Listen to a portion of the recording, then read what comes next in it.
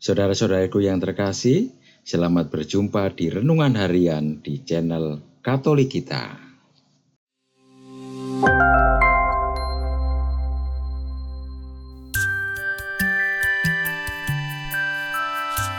Hari ini, Jumat, 21 Juni 2024, perayaan wajib Santo Aloysius Gonzaga, Biarawan. Bacaan pertama. Bacaan diambil dari kitab kedua Raja-Raja, bab 11, ayat 1 sampai dengan 4, dilanjutkan ayat 9 sampai dengan 18, dilanjutkan ayat 20. Setelah Ahazia, Raja Yehuda, mati terbunuh, maka ibunya, Atalia, bermaksud membinasakan seluruh keturunan raja. Tetapi Yoseba, putri Raja Yoram, saudari Ahazia, mengambil Yoas, putra Ahazia, dan menculik dia dari tengah-tengah putra-putra raja yang hendak dibunuh itu. Yoas dimasukkannya bersama inang penyusunya ke dalam gudang tempat tidur dan disembunyikannya terhadap Atalia, sehingga tidak ikut dibunuh. Maka tinggallah ia 6 tahun lamanya bersama inang penyusunya dengan bersembunyi di rumah Tuhan, sementara Atalia memerintah negeri. Pada tahun yang ke-7, Yoyada, kepala para imam di Yerusalem, mengundang para kepala pasukan 100 dari orang Kari dan dari pasukan bentara. Mereka disuruhnya datang kepadanya di rumah Tuhan. Ia mengikat perjanjian dengan mereka dengan menyuruh mereka bersumpah di rumah Tuhan. Kemudian diperlihatkannyalah putra raja itu kepada mereka. Para kepala pasukan itu melakukan tepat seperti yang diperintahkan Imam Yoyada.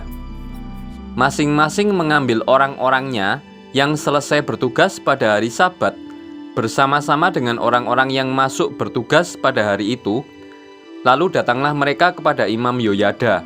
Kepada para kepala pasukan itu, Yoyada memberikan tombak dan perisai-perisai kepunyaan Raja Daud yang ada di rumah Tuhan. Kemudian para bentara masing-masing dengan senjata di tangan mengambil tempatnya di lambung kanan dan kiri rumah itu, dengan mengelilingi mezbah dari rumah itu untuk melindungi raja. Sesudah itu, Yoyada membawa putra raja itu keluar, mengenakan jejamang padanya, dan memberikan hukum Allah kepadanya. Mereka menobatkan dia menjadi raja serta mengurapinya, dan sambil bertepuk tangan, berserulah mereka, "Hiduplah raja!" Ketika Atalia mendengar suara hiruk-pikuk para bentara dan rakyat, pergilah ia ke rumah Allah untuk menemui rakyat. Lalu dilihatnya raja berdiri dekat tiang menurut kebiasaan, sedang para pemimpin dengan para pemegang nafiri berada di dekat raja. Dan seluruh rakyat bersukaria sambil meniup nafiri. Maka Atalia mengoyakkan pakaiannya sambil berseru, "Kianat! Kianat!" Tetapi Imam Yoyada memberi perintah kepada para kepala pasukan 100, yaitu mereka yang mengepalai tentara, katanya, "Bawalah dia keluar dari barisan. Siapa yang memihak dia, bunuhlah dengan pedang." Sebab sebelumnya Yoyada telah berkata, "Janganlah ia dibunuh di rumah Tuhan." Mereka menangkap Atalia, dan pada waktu ia masuk istana melalui pintu bagi kuda, dibunuhlah ia di situ. Kemudian Yoyada mengikat perjanjian antara Tuhan dengan raja dan rakyat, bahwa mereka menjadi umat Tuhan, juga antara raja dengan rakyat. Sesudah itu masuklah seluruh rakyat ke rumah Baal, lalu merobohkannya. Mereka menghancurkan mezbah-mezbah dan patung-patung, serta membunuh Matan, imam Baal, di depan mezbah-mezbah itu. Lalu Yoyada mengangkat penjaga-penjaga untuk rumah Tuhan. Maka bersukarialah seluruh rakyat negeri dan amanlah kota itu setelah Ratu Atalia mati dibunuh dengan pedang di istana raja. Demikianlah sabda Tuhan. Syukur kepada Allah. Bacaan diambil dari Injil Matius bab 6 ayat 19 sampai ayat 23.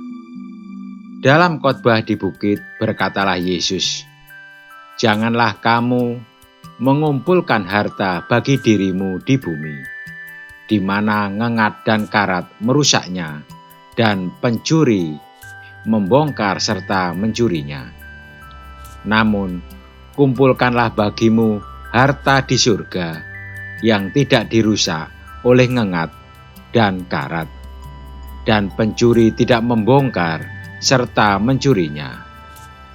Sebab di mana hartamu berada, di situ juga hatimu berada. Mata adalah pelita tubuh. Jika matamu baik, teranglah seluruh tubuhmu. Jika matamu jahat, gelaplah seluruh tubuhmu.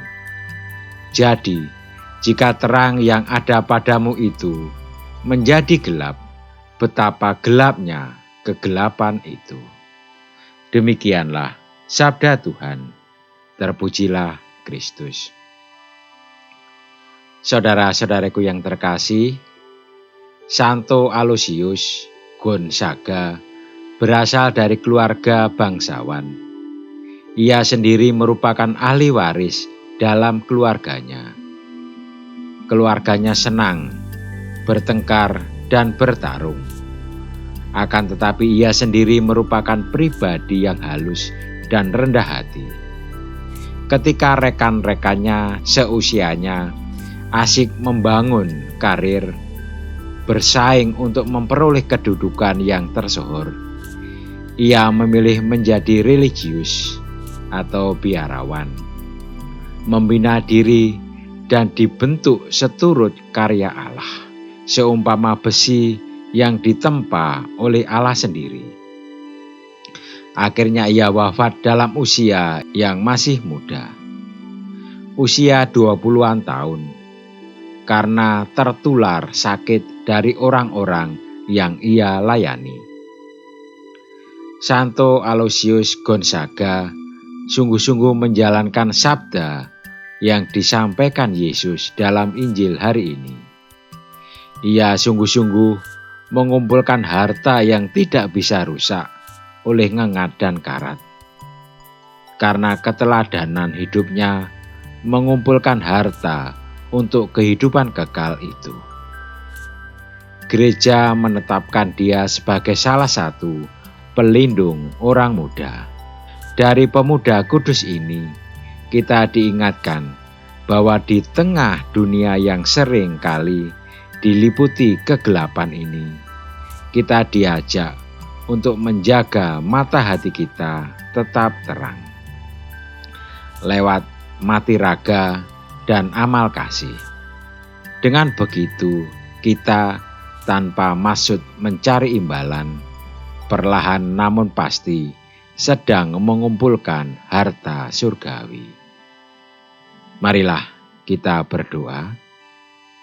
Ya Bapa, terangilah selalu mata hati kami, agar kami mampu menemukan harta surgawi di tengah kegelapan dunia ini. Amin. Saudara-saudaraku yang terkasih, terima kasih atas kebersamaannya di dalam renungan harian ini. Kita akan berjumpa kembali di renungan harian berikutnya. Berkah dalam.